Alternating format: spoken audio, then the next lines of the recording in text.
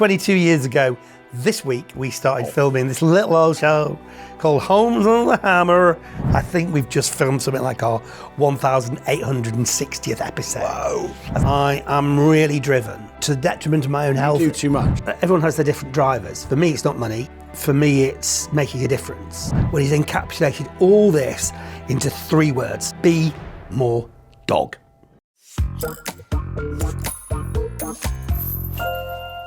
Hello and welcome to this episode of the Extraordinary Millionaire talk show.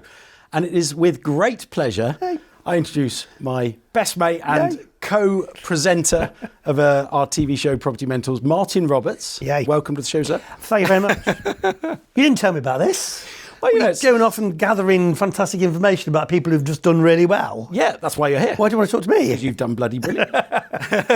We are talking to one of the, if not the most well-known daytime TV presenter from a well-known TV show. Yeah, you can say Holmes and Hammer. From Holmes and Hammer. Yeah, I'm from 21 years. 22 this 22 week. now. You weren't to know that. Literally 22 years ago, this week, we started filming this little old show called Holmes on the Hammer. 10 episodes. 10 episodes. 10 episodes. That's what we got initially commissioned Was it? for. Wow. And I think we've just filmed something like our 1,860th episode. Whoa. That's 1,860 hours of television. I mean, that makes Ben-Hur look like like a cartoon. It's seriously impressive. I mean, Thank you. you know, for people that know you, which is a lot of people, especially in the UK, and of course the show's gone out internationally. Yeah. You know, I live in Holland now, and I commute to the UK for work every month. But it's out there. Yeah. You know, people know you out there. It's insane that it's gone well. I flew to Perth in Australia. You know, on the plane. Everyone's done that journey. It's a long way. It is a long way. So it's 30 hours of travelling, whatever. Oh, It is I get there and I walk out into the arrivals and the hall, and the first thing I hear is this Australian voice going, gee, it's you off Holmes under the Hammer. Welcome to Australia, mate. And I thought, oh my word. Can't get away from it. No, but you know, hey, not to knock it. It's fantastic. And you've been on things like Celebrity in the Jungle, haven't you? Yep, I'm a celebrity. Get me out of here. That was a hoot. There's a Haunted House. Yeah, Celebrity Help My House is Haunted. You know, celebrities do the sort of rounds of these sort of reality shows, and there's a little bit of a rite of passage. You've got to do Bake Off. You've got to do. I haven't done Bake Off. I did MasterChef. I was thinking. Oh right, MasterChef. yeah. Wow. You got to do MasterChef, and you got to do various other. Antiques Hunt, was it Antiques? Yeah, Celebrity Antiques Hunt, Yeah. and they're great fun. They're really, really good fun, and it does give people a chance to see a slightly different side of you, and then it's back to the day job. Well, and you know that's why I've got you here. Thank you. Is I want to try and find and show people that different side of you, the side that I know and love, but you have made it successfully in life and your career and in property and you know investing. Do you think, throwing it back to you, Yeah. Nick, that really successful people ever think they're successful? No, That's what drives them. Because they never feel they've got there. They never So feel you say to me, you're successful. And when I analyse it in a kind of like standoffish way, looking on, people would say, he's successful. And I think you come over as being silly in lots of ways if you say, well, I don't think I'm successful. But and I don't not think I'm successful, but have, you know, it does seem to be a trait. It drives. You have this drive, and I don't know where that comes from. I honestly tried to analyse why, you know, I am really driven to a point where I never stop, and to the detriment of my own health. You do too much. And I'm telling you to do less sometimes. Yeah, I know. So I get that, and I can see that, but there's something that just drives me, and whether or not it was my mum, who I saw really as a child growing up, who was always doing always doing the WI, always knitting things to the WI, always baking cakes to the WI, always playing music for this, going out and doing that. And maybe I grew up with that. Whether or not I was really badly bullied at school, and that then means that drives you. I think you hear a few people who are successful who were badly bullied. Yeah, and again, I had some form of trauma. Yeah, and again, I don't know if that sort of is part of what makes a successful person have the drive to do the extraordinary. Yeah. Because I think what separates out people who are, and actually, I mean, you call the book extraordinary, because it is extraordinary, because it is, it sets you apart for whatever reason. You put yourself out, often to your own detriment, and sometimes those around you. But you just don't give up, and you carry on. You're tenacious, you're driven, and it's not. Everyone has their different drivers. For me, it's not money. For me, it's making a difference. Yeah. But everyone has those drivers which push them to, when other people are sitting there with their feet up watching a movie on a Sunday afternoon, you're out there doing whatever you're doing, and finding that balance with somebody who is really driven to success is probably really bad. So, are successful people happy?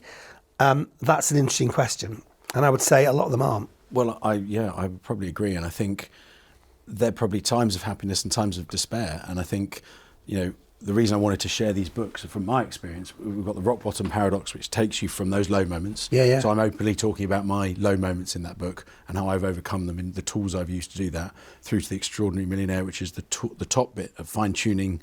When I'm doing well, how do I do even better? How do I push that drive even further? How do I continue to motivate myself as much as possible? So I think everyone's is human, and people that say they're not are probably lying. Unless you won the lottery and just sit back and retire at 20 years. But so the paradox then is if we are striving for success, but when we never feel like we've got it, and when we've got it, we don't make the most of it and sit back and go, on a yacht, I'm having a good time. Then what's the point? And so actually, it comes back to almost a bit of Zen Buddhism, where how do you find a sense of satisfaction in where you're at? And I think if you can find that, then you really have reached Valhalla. How do you find that in your life?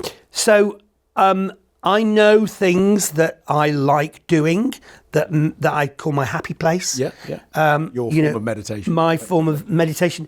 I'm very much into nature. I'm very much into being outside in nature. Yeah. I definitely feel at one when I'm doing that. The other thing, we both share a passion for antiques. So when I'm going around car boot sales and antiques hunting, then I am happy not to buy things, although we do end up buying what our partners would call rubbish, and we'd call objet d'art, things of interest. Yeah. But I'm totally happy in that moment, because you never know what you're going to find talking to the people. I'm never happier when I do that. But I think probably it's about genuinely learning to be happy in the moment, which I think is almost impossible to try and attain.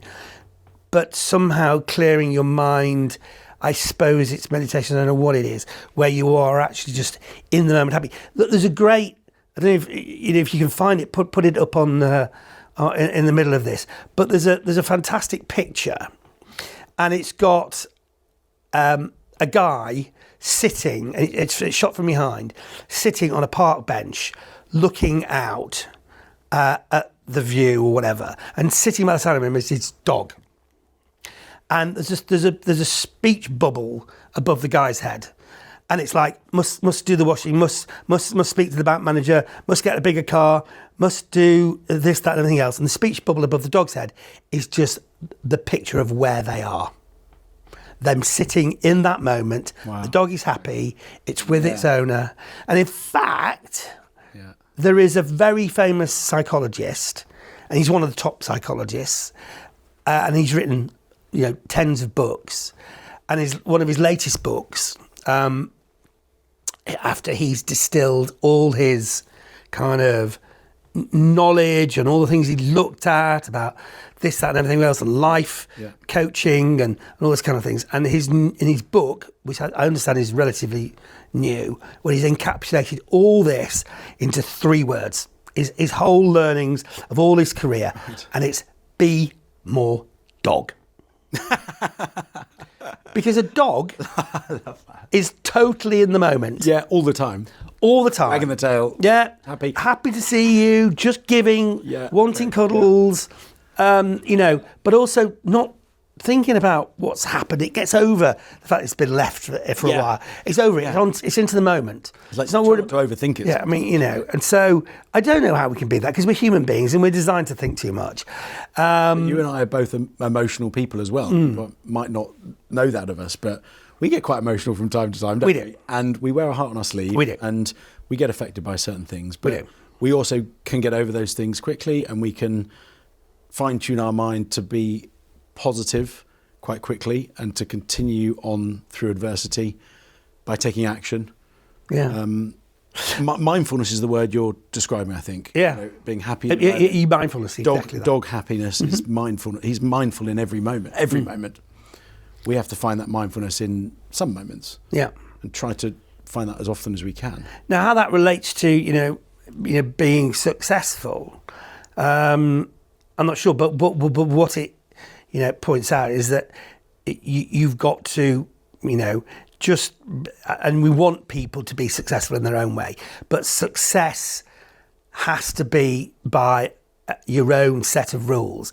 And I don't think you should judge somebody by what you consider to be markers of success, the fast car, very, very true. the £1 million in the bank, because they could be unhappy as whatever. Absolutely. So the person who is, doesn't have a pot to wee in, but spends time with their family, spends time with their dog, makes the most of what situations they've got. I'm not being more like dog. Be more dog, and I'm not saying that you shouldn't have ambition, and people who are struggling would probably listen and say, well, yeah, that's all right for you because you've got loads of money, you can choose to do that. What I'm saying is money is not the answer. So we strive to it, and a lot of the stuff I'm doing, you wouldn't do if you're doing it for the money. No. Like, the projects I'm doing in Wales with the kids and renovating a hotel for the community, a pub for the community. Just tell us about that from the start. This is a classic case of a Martin doing something which is, on the face of it, completely bonkers, illogical, certainly from a financial point of view. I've bought a pub, hotel, restaurant at the top of the Rhondda Valley called the Hendrian Hotel, closed at the start of lockdown, and the community lost its heart and started out being sort of I could see this as something which I could bring my thoughts to as a developer, but then pretty quickly it turned to this thing of how can this help the community? So we've started employing or taking kids from the local schools who are basically being kicked out of school because they're told they're rubbish, 15 to 17 year olds, and we're giving them a chance to get construction industry experience, working in the pub alongside our carpenters, our plasterers, our electricians, our bricklayers, and so they walk away with their heads held high, with a qualification, and how that is transforming not only them, but their families and the stories I hear back. One of the mums called up a couple of weeks ago and said, what has happened to our son? What have you done?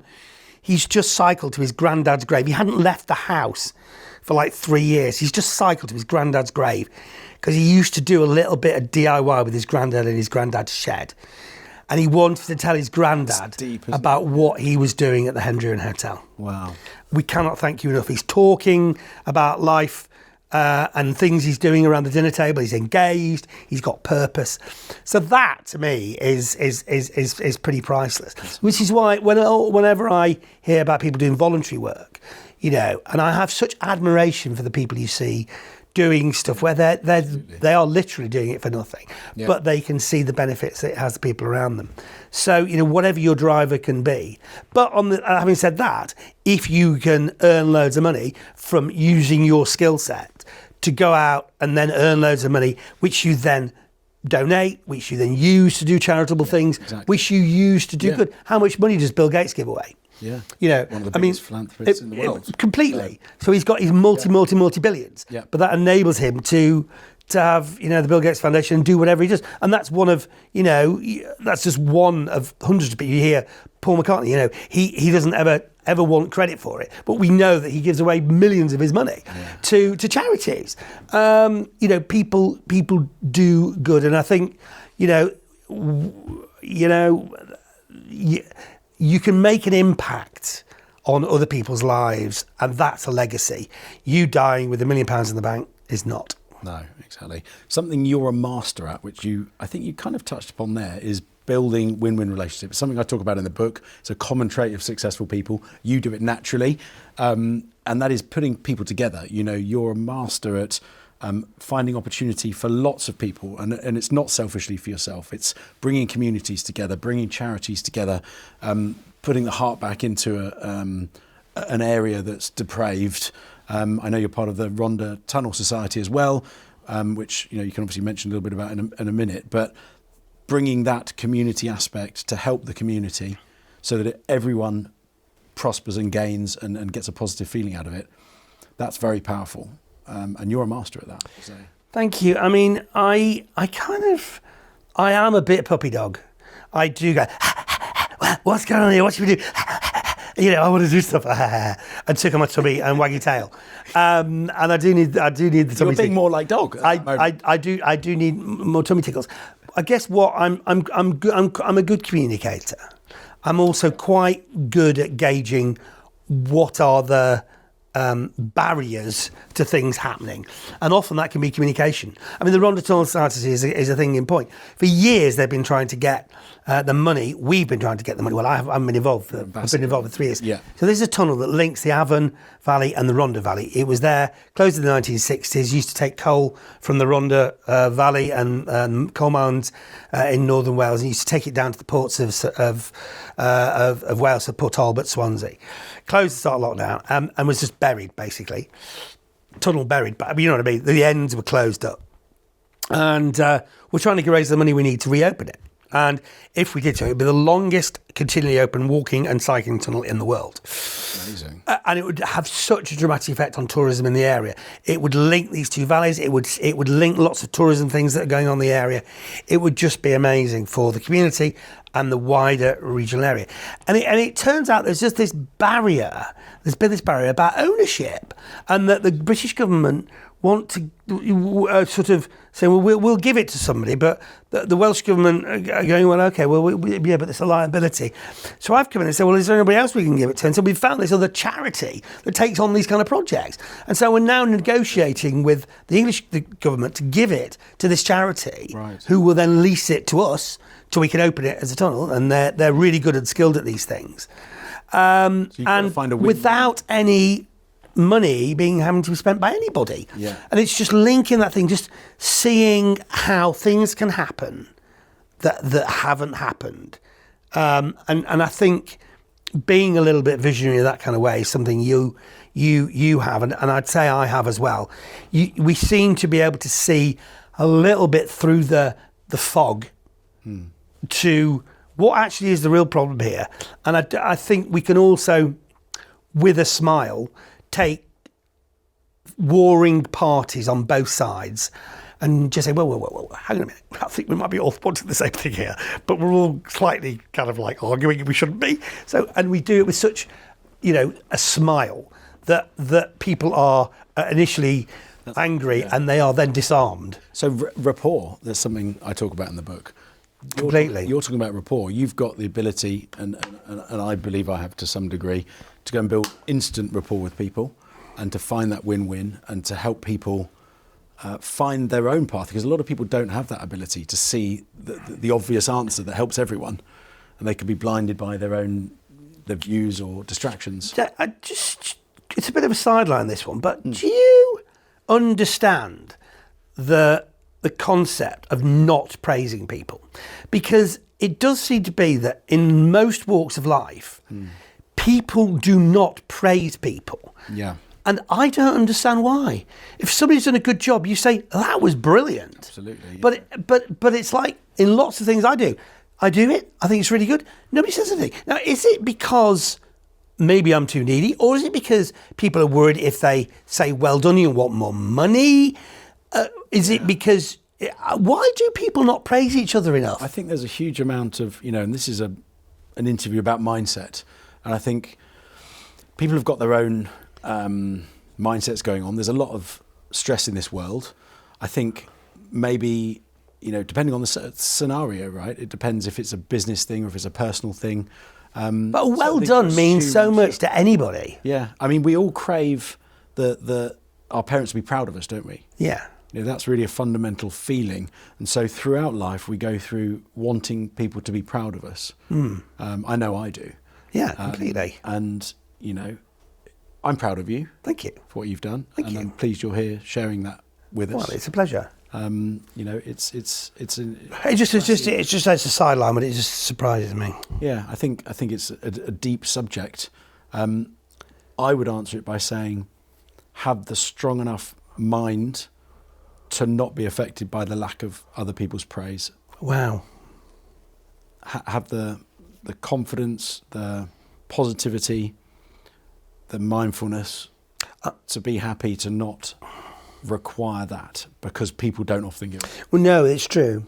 Right, so it's maybe true. That is, we have the ability. I recognise that in me as a failing. So it's not nothing's a failing. Okay. If you recognise your strengths and weaknesses, you can adjust the way you are, which I know you do. I know I do. Everyone makes mistakes. How do we recover from those and acknowledge them and move on? I'd like to just go back a bit in terms of your professional career, and let's see if we can glean any insight into how you got to be one of the most well-known TV presenters and successful developers out there, known by people in most households across the UK, if not the world. Where did it all start in media, and did you know you were going to be on telly one day? Well, my granny did. Right, okay. Yeah, from when I was very young. Okay. My granddad, Enid, I think she was called, she said he'll be on television. Right, wow. This is in the days of black and white television. Right, really? And yeah, absolutely. So back in the 19... But you were being told then, subliminally, maybe you were being told. Well, isn't that interesting? I've never thought about that. Being inspired maybe, and... But I guess, so, but I also, to be fair, I grew up in a period of the world when literally all you had was television. Right. So there was no YouTube, there was no internet, there was just either four TV or radio. There was 4 channels. Yeah. I remember when BBC 2 started, never mind Channel 4. Yeah. So that means before that there was BBC 1 and ITV, she had 2 channels. Right. So the idea of working on television was sort of, it's a bit like being a Hollywood movie star. It was a big deal. Massive big deal. Yeah. I think it's been demystified now, and I think one of the good things or bad things, for young people is that it's accessible. It is accessible, but then everyone thinks they could do it. So it's sort of a double-edged sword, really. But I went off and took a random life kind of like route to go to university after everything that happened before that to study electronics. Okay. Yeah, nothing to do with anything other than electronics. Yeah. And that was just random. So much of life is random. Your father, I know you've told me scientist. Before, was a scientist and a real engineer. Yeah. You showed me a picture of him in his shed with all these gadgets and things. Yeah, so I grew up with that kind of... My dad was similar, yeah. He definitely started me on the whole DIY thing. So he enabled me to have the mindset that you can fix things and do DIY, which definitely led to me being a property developer. Yeah. Because I did it my first house and sold it on a 100% profit. Okay, yeah. So that was the start. But at the same time as that, I was starting my work in the media. So I went to university, did electronics, but while I was there, I did the university radio station and a hospital radio station, and realised after I was also a president of something called the Media Society, and we arranged trips to TV stations and radio stations. I went on one trip to a particular radio station, Radio York, BBC Radio York, and again, pivotal points that people sort of in your life. The man who was the head of the station gave a little talk, and obviously one question we asked was, how do you get into this? Is it possible? And he said words I'll never forget, which is, there is always space for people who are good. So it wasn't about being this superhuman being. All you had to do, all is in inverted commas there, was be good. Right. So it was about creating an opportunity and then being good. Yep. And that opportunity came completely randomly when I went to an interview for an engineering job at the BBC. And halfway through the interview, where we were talking about reel-to-reel tape recorders and diodes and capacitors, they obviously looked at, and one of the guys looked into my eyes, and I was down to 30 out of 30,000 applicants at this point. So, really? Wow. So I was one of 30. And the guy looked at me and said, "You don't want this job, do you?"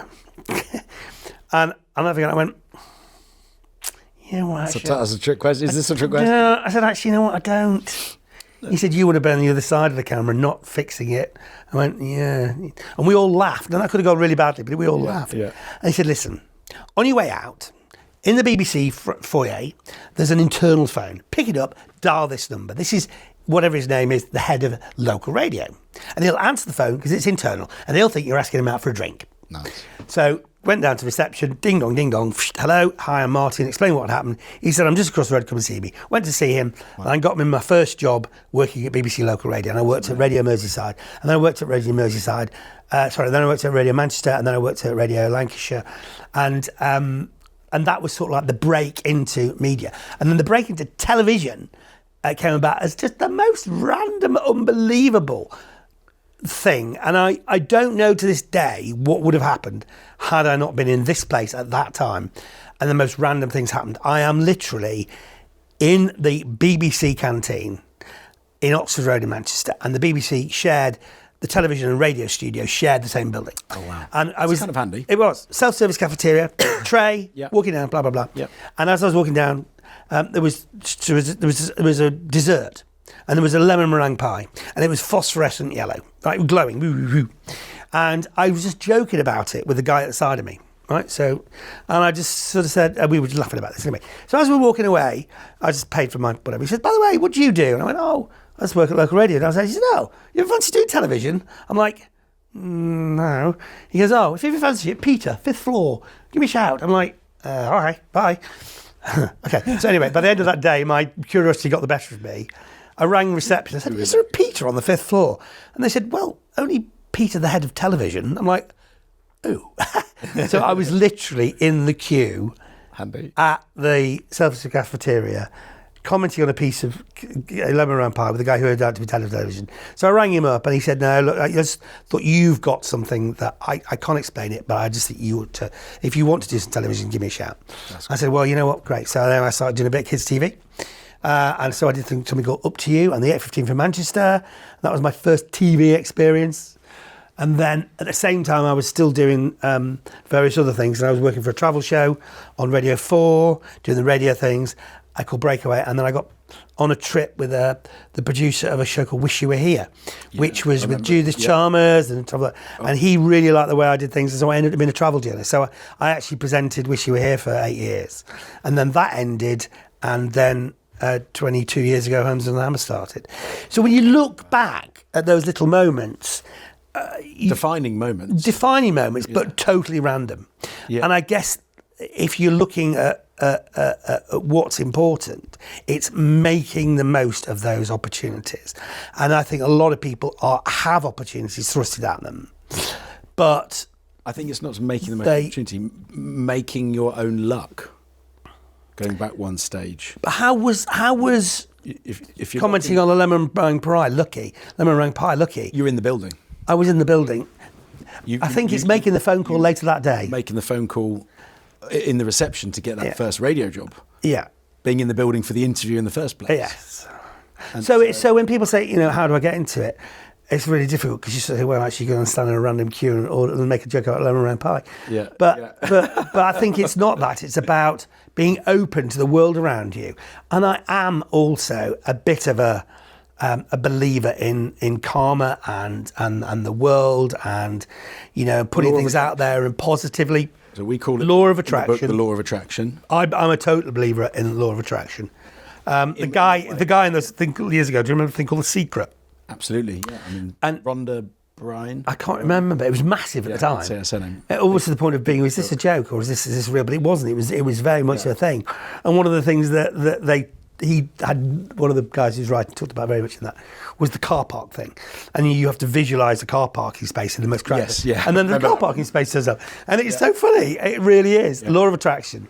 So, again, if you're in a dire situation, dragging yourself out to believe in this kind of stuff is quite difficult. But I think you just have to believe that life can turn on an absolute dime. Yeah. One meeting. And you have to remain positive, and you cannot be a victim. You have to take responsibility for where you're at, and you have to do whatever you can to leave yourself open to opportunity and make the most of those opportunities. And so the law of attraction for me, and the way I talk about it in the book, is and what you're describing there. So it's great to hear another successful people doing these things, because that's what these talk shows are all about, is seeing how the way you do it, is taking the action to put yourself there, to make your own luck, so that the law of attraction can deliver, the universe can deliver, if we're getting spiritual, to give you that opportunity in the first place. I also, think that true entrepreneurs are risk takers, because I think you have to be, don't you? Because you cannot line up all the ducks in a row. My pub, there's so much stuff I have to do to get that open. Could go wrong, yeah. And if I analysed it at the start, there's absolutely no way I would do it, because it is illogical, because it does not make sense. It is almost impossible. Yeah. But it is also almost impossible that I would get a job in television by standing in a self-service cafeteria queue making comments about lemon meringue pie. So you need to believe that, it will come.